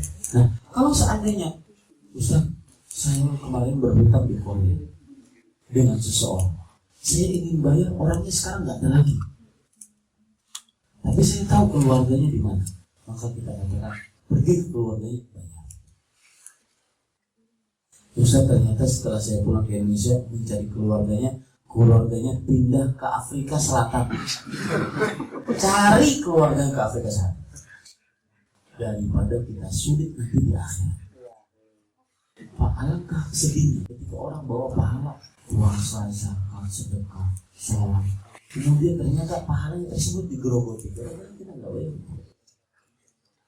Nah, cari keluarganya ke sana. Ustaz, sudah saya cari ke Afrika Selatan tapi nggak dapat, dan ternyata keluarganya meninggal semua. Baru para ulama mengatakan sedekahkan atas nama dia, sama seperti bersedekah atas nama dia, dan plus ditambah lagi beristighfar atas nama dia. Itu pun baru inisiatif. Apanya? Apa maksud inisiatif? Nanti di akhirat kita tetap akan berhadapan dengan orang tersebut. Orang tersebut akan mengatakan, mana Pak, hutang saya bayar. Kemudian kita mengatakan, oh sudah saya bayar, sudah sedekahkan. Enggak, itu inisiatif. Saya butuh pahala. Kenapa Pak? Ini yang dikatakan oleh para ulama, hukukul adami mabniyatun 'alal musyahah. Hak antar sesama manusia. Kalau hak kita dengan Allah, perkara kita dengan Allah, kapan kita melakukan dosa bertobat? Asal tobatnya benar-benar selesai. Tapi hak antar manusia nggak akan selesai kecuali kita bayar. Kenapa demikian Pak? Karena di hari kiamat semua orang ini dapat surga. Dan salah satu cara agar masuk dalam surga dengan banyak pahala. Maka kalau misalkan saya berhutang dengan Bapak, kemudian di hari kiamat kita dipertemukan, kemudian saya mengatakan, Pak minta maaf ya hutangnya, minta, nggak bisa itu. Kenapa? Karena kalau Bapak memaafkan, Bapak ini memaafkan, dia rugi. Dia nggak dapat apa? Makanya saya katakan tadi dalam hadis, di akhirat tidak ada emas dan dolar, tidak ada emas dan perak, rupiah, dolar, uang nggak ada. Yang ada cuma pahala dan dosa. Kapan orang yang menghutangi dia dikasih pahala, sedangkan orang yang menggolimi dia akan menanggung dosa. Itu saja. Nah, ini beratnya permasalahan seperti ini. Hak antar manusia itu dibangun di atas saling meminta. Karena di hari kiamat nanti semua akan masuk surga. Semua ingin masuk surga. Kalau saya maafkan, kalau Bapak memaafkan saya rugi. Saya nggak dapat pahala. Makanya yang tadi sedekahkan atas nama dia, beristighfar atas nama dia, itu hanya apa? Sebatas inisiatif. Maka saya nasihatkan, jangan mudah berubah kalau tidak ingin sulit di akhir. Ya. Oh ya, ahli ibadah, sholat, puasa, zakat, haji, ternyata banyak hutang, habis tuh pahala di akhir. Ya, maka Bapak Ibu saudara-saudara, nah, kemudian cari penghalalan. Kalau seandainya seperti itu, maka minta halal. Minta halal pun boleh dengan cara umum. Misalkan, Bapak dahulu saya pernah mencuri dari supermarket Bapak coklat, mie instan, waktu SMP SMA gitu ya, yang saya sudah bayar. Nah, kalau saya sekarang datang kepada Bapak, Pak Haji, mohon maaf ya, pas saya SMA dulu saya sering nyuri ini. Saya minta halal kepada Pak Haji. Pak Haji ini bilang, saya halalkan, tapi kita ke kantor polisi dulu. Kalau seperti ini, maka mendingan kita minta halal secara umum. Caranya, kita datang kepada Pak Haji. Pak Haji, pokoknya Pak Haji, maafin saya, halalkan saya, dan ucapkan saya halalkan kamu. Itu sudah selesai urusan kita. Boleh itu. Ya, mungkin Pak Hajinya bingung. Ya udah deh, saya halalkan. Nah, itu sudah selesai. Paham maksudnya? Ya. Yang penting minta halal. Di sini Pak beratnya hak orang lain. Pak para ulama mengatakan hukukul adami mabniyatun 'ala al-syar'. Hak antar manusia dibangun di atas saling meminta. Kenapa? Karena semua orang kan masuk surga. Kalau dia maafkan, ya udah saya maafkan. Saya rugi, saya nggak dapat pahala. Sedangkan saya ingin masuk surga. Jadi nggak ada di akhirat maaf-maafan tuh nggak ada. Halal-halal nggak ada. Yang ada, yang berhak dapat pahala, yang menzalimi dapat dosa. Maka hati-hati. Itu salah satu penghapus dosa. Jadi caranya ada dua tadi. Kalau ditanya tentang masalah mencuri, minta halal atau dikembalikan. Kalau dikembalikan pun sulit, ya, maka lebih baik minta halal. Minta halal boleh dengan cara yang umum. Wallahu a'lam. Apa maksud makna hadis sesungguhnya Allah akan mengutus seorang pembaharu dalam agama ini dalam setiap 100 tahun sekali? Maksudnya adalah di dalam agama ini nanti ada orang yang sebagai mujaddid. Mujaddid itu pembaharu yang maksudnya mengingatkan manusia kembali akan ajaran-ajaran Allah Subhanahu wa taala. Yang mungkin 100 tahun manusia sudah banyak menyimpang, datang orang ini diingatkan oleh beliau. Itu maksudnya jadi pembaharu. Wallahu a'lam. Kalau seandainya kita berhutang atau pinjam uang sama orang tua, apakah hutang tersebut wajib kita bayar atau tidak? Iya, wajib dibayar. Yang tidak wajib membayar adalah orang tua berhutang kepada kita. Kenapa? Karena Rasulullah SAW ditanya oleh seorang anak yang mana orang tua dari anak tersebut sering mengambil harta sang anak, sering meminjam tidak bayar, maka diadukan oleh sang anak kepada Rasulullah SAW. Maka Nabi Muhammad SAW menjawab, "Anta wa maluka li abik." Kamu, wahai anak, dan hartamu itu milik bapakmu. Tapi kita sebagai orang tua jangan suka mengambil harta-harta anak-anak kita seenaknya. Ya. Seorang anak punya hutang kepada orang tua wajib dibayar. Bukan karena kerabat kemudian tidak wajib dibayar, tetap wajib dibayar. Dan itu hak orang tua dan hak orang lain untuk mengambil haknya di hadapan kita kepada kita. Jangankan antar manusia, Pak. Hewan saja nanti didatangkan di hadapan Allah yang tanduknya patah, kambing yang tanduknya patah diseruduk oleh kambing yang lain, itu akan diminta bertanggung jawab. Maka Bapak Ibu jangan bermudah-mudah kesalahan. Penghapus pahala, wallahi penghapus pahala. Rugi kita sholat, puasa, zakat, haji. Kalau kita tidak mampu bayar, minta halal. Minta halal. Dan sedikit berbicara tentang hutang, dengan ini saya tutup. Sebagian orang, Pak, kalau untuk urusan akhirat itu sebenarnya seasalnya asal jadi asal tunai kewajiban, sekedar sholat, sekedar puasa, sekedar sedekah, ya, seasalnya. Tapi giliran untuk urusan dunia mau yang paling perfect, mau yang paling sempurna. Contoh, kalau lagi berkurban, saya nggak tahu di sini ada kurban atau enggak. Kalau lagi berkurban, maka dia akan mencari panitia kurban yang paling murah jual sapi atau kambing. Kalau lagi zakat, mencari beras yang paling murah. Untuk urusan akhirat pokoknya sekedarnya.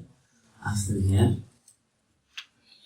di hari kurban, hari raya Idul Adha, panitia saking bingungnya mencari sapi karena dengan harga yang murah, datanglah sapi-sapi setengah kambing. Itu urusan akhirat sekedarnya. Tapi untuk urusan dunia mau yang paling perfect. Coba saya beri contoh ya Pak. Ini berkaitan dengan hutang. Orang berhutang tapi dia tidak bisa membedakan mana yang hanya sebatas keinginan, mana yang sebatas keperluan, kebutuhan. Ya. Saya ingin mobil saya baru. Saya tidak ingin mobil saya lama, menaiki lebih cepat dibandingkan menghidupkannya. Karena mogok. Tapi lebih baik mobil mogok dibandingkan mobil mewah ngutang. Apalagi di zaman sekarang semuanya utang. Rumah utang, kredit, utang.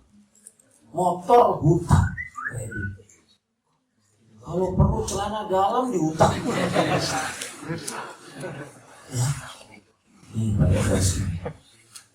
Dan untuk urusan dunia mau yang paling perfect. Contoh, kalau kita tadi sedekah ngutangin orang tadi, itu mikir lama, sedekah mikir juga lama. Nanti besok makan apa, anak saya makan apa, bagaimana? Jawabannya mudah, makan nasi. Besok makan nasi. Ya. Tapi giliran untuk dunia usaha. Kalau pergi ke mall, wah ini ambil, nggak pernah mikir. Harganya nggak pernah mikir. Gesek 1 juta, 1,5 juta. Bahkan ada orang kadang-kadang beli sesuatu, lucu, beli beli karena lucu, bukan karena perlu, karena lapar, karena haus, beli karena lucu. Ya, ini kadang-kadang perempuan yang banyak lucu. Ya, tapi gila untuk urusan sedekah, urusan akhirat. Itulah skala prioritas yang terbalik. Insya Allah pada kesempatan yang lain saya akan bahas. Maka ini yang bisa saya sampaikan. Jadi ini mohon maaf kalau terlalu lama. Apa yang baik dari Allah Subhanahu Wa Taala, apa yang buruk ini dari saya pribadi, dan juga dari Allah Subhanahu Wa Taala. Wassalamualaikum warahmatullahi wabarakatuh.